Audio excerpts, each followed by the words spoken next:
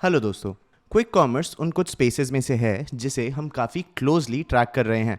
पिछले बार जब हमने क्विक कॉमर्स कवर किया था तब हमने ये समझने की कोशिश की थी कि ये सिस्टम इंडिया के लिए इतना सूटेड क्यों है। इस वीडियो में हमने ये भी कवर किया था कि क्विक कॉमर्स अब्रॉड कैसे परफॉर्म कर रहा है।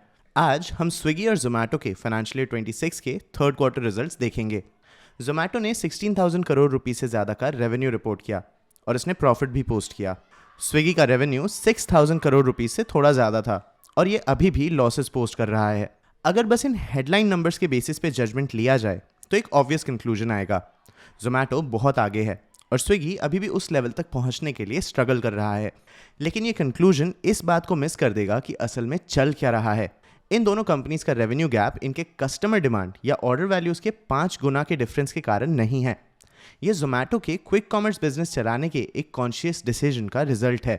इन सब के बारे में समझने के पहले जोमेटो में एक ऐसा चेंज आया है जो इसके प्रायोरिटीज़ को किसी भी क्वार्टरली रिपोर्ट से बेटर समझाता है। दीपिंदर गोयल ने जोमेटो के ग्रुप सीईओ पोजीशन से स्टेप डाउन कर लिया है। ब्लिंकिट के सीईओ अलविंदर ढिंडसा अब एटर्नल के सीईओ की रिस्पॉन्सिबिलिटी टेक ओवर करेंगे। ऐसा लग रहा है कि जोमेटो अब खुद को प्राइमरीली एक फूड डिलीवरी कंपनी जैसे नहीं देखता, बल्कि क्विक कॉमर्स ने अब सेंटर स्टेज ले लिया है। ये शिफ्ट कंपनी के फ्यूचर को फ्रेम करेगा। आज के इस वीडियो में हम दोनों कंपनीज के क्वार्टरली रिजल्ट्स एक्सप्लोर करेंगे। सबसे पहले हम दोनों कंपनीज के रेवेन्यू डिफरेंसेस का असली कारण देखेंगे। इसके बाद हम इनके फूड डिलीवरी बिजनेसेस का परफॉर्मेंस देखेंगे। एंड में हम इन दोनों कंपनीज के नए बेट्स पे फोकस करेंगे। मैं हूं आपका होस्ट देव, आप देख रहे हैं मार्केट्स बाय ज़ीरोधा हिंदी। चलिए शुरू करते हैं। सबसे पहले दोनों कंपनीज के रेवेन्यूज में डिफरेंस का कारण समझते हैं। इसे समझने के लिए ये जानना ज़रूरी है कि ब्लिंकिट और इंस्टामार्ट अपनी सेल्स की अकाउंटिंग कैसे करते हैं। ब्लिंकिट ज़्यादातर एक इन्वेंट्री ओन मॉडल पे ऑपरेट करता है। ये ब्रांड से डायरेक्टली गुड्स खरीदता है, इसे डार्क स्टोर्स में रखता है और फिर इसे कस्टमर्स को बेचता है। क्योंकि ब्लिंकिट इन्वेंट्री ओन करता है, हर सोल्ड आइटम का पूरा वैल्यू रेवेन्यू जैसे रिकॉर्ड किया जाता है। अगर कोई कस्टमर एक 100 रुपीज़ का शैम्पू का बॉटल खरीदता है तो ब्लिंकिट 100 रुपीज़ का रेवेन्यू रिकॉर्ड करता है। लेकिन इंस्टामार्ट एक मार्केट प्लेस जैसे काम करता है। कई केसेस में इसके डार्क स्टोर्स में रखी इन्वेंट्री ब्रांड्स या डिस्ट्रीब्यूटर्स ओन करते हैं। स्विगी ट्रांजैक्शंस करवाता है, लॉजिस्टिक्स हैंडल करता है और एक कमीशन कमाता है। अकाउंटिंग की बात करें तो ये बस कमीशन को रेवेन्यू जैसे रिकॉर्ड करता है। मतलब एक 100 रुपीज़ के ऑर्डर पे 15 रुपीज़ के आसपास। सिर्फ ये डिफरेंस ही दोनों कंपनीज के रेवेन्यू नंबर्स के डिफरेंस का एक बड़ा हिस्सा समझा देता है। जोमेटो के नंबर्स इसलिए बड़े नहीं दिखते क्योंकि ये स्विगी से 5 गुना ज़्यादा ऑर्डर्स डिलीवर करता है। ऐसा इसीलिए है क्योंकि ये बास्केट के एक हिस्से की जगह इसका पूरा वैल्यू रिकॉर्ड करता है। जोमेटो खुद भी इसे एक्नॉलेज करता है और लाइक फॉर लाइक नंबर्स भी प्रोवाइड करता है जो इन्वेंट्री सेल्स को हटा देता है। यहाँ डिफरेंस बहुत कम ड्रामेटिक होता है। प्लेटफॉर्म से मार्केट प्लेस में शिफ्ट करने का कॉस्ट फाइनेंशियल्स में विजिबल है। फाइनेंशियल ईयर 26 के थर्ड क्वार्टर में इटर्नल ने purchase of stock in trade में 10,000 करोड़ रुपीस से ज़्यादा खर्चा किया।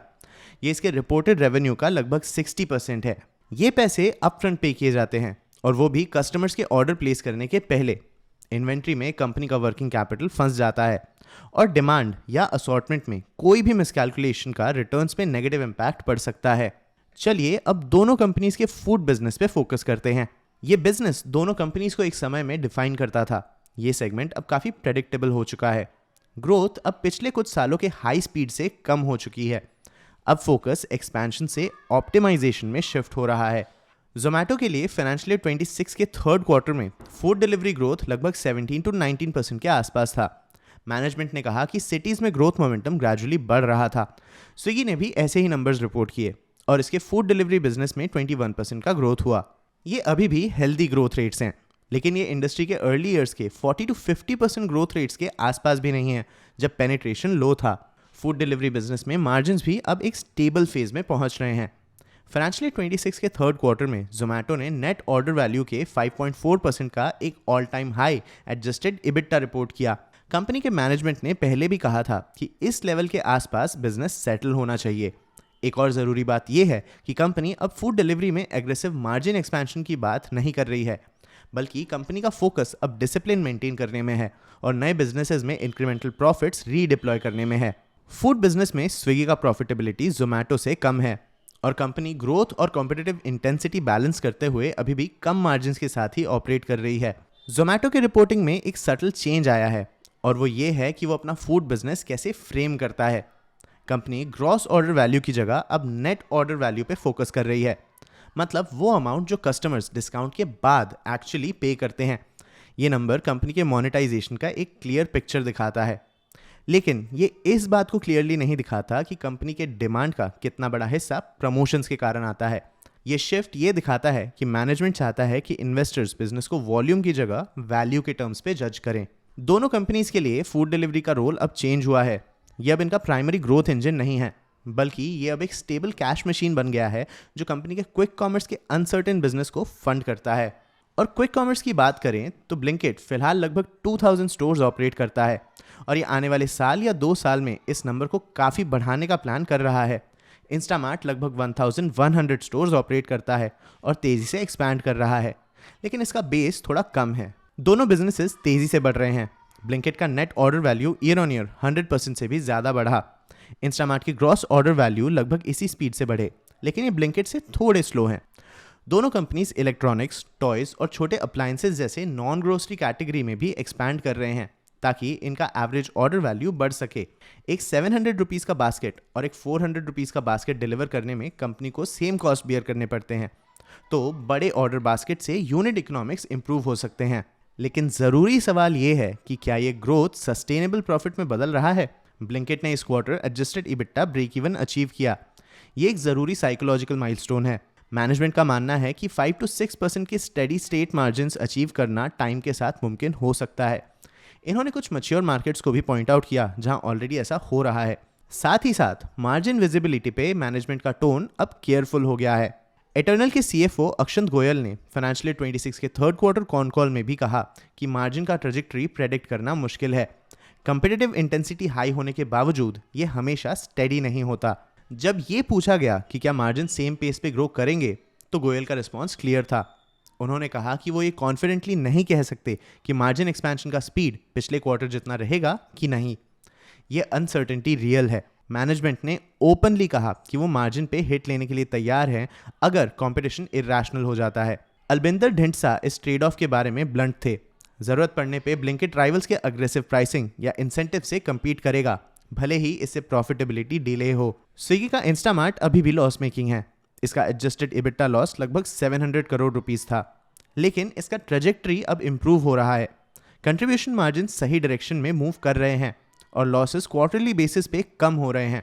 स्विगी का स्ट्रैटेजी अब नए स्टोर्स ऐड करने की जगह पर स्टोर थ्रूपुट बढ़ाने पे है और कंपनी का नेटवर्क ऑलरेडी बिल्ड हो चुका है। ये डिसिप्लिन टोन एक्सीडेंटली नहीं आया है। पिछले क्वार्टर भर कंपनी ने एक्टिवली ये टेस्ट किया कि ये क्विक कॉमर्स में अग्रेसिवली ग्रोथ खरीद सकते हैं या नहीं। इसके लिए मिनिमम ऑर्डर वैल्यूज कम किए गए और डिस्काउंटिंग भी बढ़ाई गई, ये चेक करने के लिए कि चीपर एंट्री पॉइंट्स के थ्रू कस्टमर्स ज़्यादा एफिशिएंटली एक्वायर हो सकते हैं या नहीं। रिजल्ट्स मिक्स थे। इन एक्सपेरिमेंट से शॉर्ट टर्म वॉल्यूम्स बढ़े, लेकिन इससे लास्टिंग बिहेवियर क्रिएट नहीं हुआ। मैनेजमेंट ने एडमिट किया कि पिछले क्वार्टर के मार्जिन इंप्रूवमेंट का ऑलमोस्ट पूरा हिस्सा इन इनिशिएटिव्स में खर्च कर दिया गया था, लेकिन जैसे ही इन इंसेंटिव्स को हटाया गया, रिटेंशन भी कम हो गया। तो स्विगी को ये समझ में आया कि ये ग्रोथ खरीद सकती है, लेकिन लॉयल्टी नहीं। इस एक्सपीरियंस ने कंपनी के स्केल के बारे में बात करने के तरीके को भी शेप किया है। ऑर्डर्स पर डे जैसे हेडलाइन मैट्रिक्स चेज करने की जगह मैनेजमेंट ने कहा कि ये गुड ग्रोथ को प्रायोरिटाइज कर रही है। मतलब ऐसे कस्टमर्स जो कंपनी के साथ स्टिक करते हैं, हैबिट्स बनाते हैं और बिना डिस्काउंट्स के भी रिपीट ऑर्डर्स जनरेट करते हैं। एक एग्जीक्यूटिव ने भी यही कहा कि कंपनी मार्जिन के लिए कभी अच्छी ग्रोथ के साथ कॉम्प्रोमाइज़ नहीं करेगी, लेकिन कंपनी बुरी ग्रोथ के साथ कॉम्प्रोमाइज़ कर सकती है। लेकिन इस स्टैंस के अपने रिस्क होते हैं। ऐसा मार्केट जहां स्पीड और डेंसिटी मैटर करते हैं, स्केल पे पीछे छूट जाना इनके लिए एक कॉस्टली गलती हो सकती है। दोनों कंपनीज वेल फंडेड हैं, तो दोनों के पैसे तो जल्दी खत्म नहीं होने वाले और दोनों कंपनीज आने वाले कई सालों के लिए ज़रूरत पड़ने पे इन्वेस्ट भी कर सकते हैं, लेकिन कैश से क्लैरिटी नहीं खरीदी जा सकती। कंपिटिटिव इंटेंसिटी हाई है, क्विक कॉमर्स का फ्यूचर साइज अनसर्टेन है और मैनेजमेंट टीम्स भी एडमिट कर रहे हैं कि वो भी चीज़ें जैसे जैसे हो रही हैं वैसे वैसे उनके बारे में सीख रहे हैं। तो आपको क्या लगता है, क्या क्विक कॉमर्स का बिजनेस स्टेबल और प्रॉफिटेबल हो पाएगा? अपने व्यूज़ हमें कमेंट सेक्शन में ज़रूर बताना। आगे आप कौन से टॉपिक्स पे वीडियोस देखना चाहते हो, ये भी हमें कमेंट सेक्शन में ज़रूर बताना। अगर ये वीडियो आपको इन्फॉर्मेटिव लगा तो इसे लाइक और शेयर ज़रूर करना। ऐसे ही और वीडियोस के लिए चैनल को सब्सक्राइब भी कर लेना। आज के लिए इतना ही, मिलते हैं अगले वीडियो में।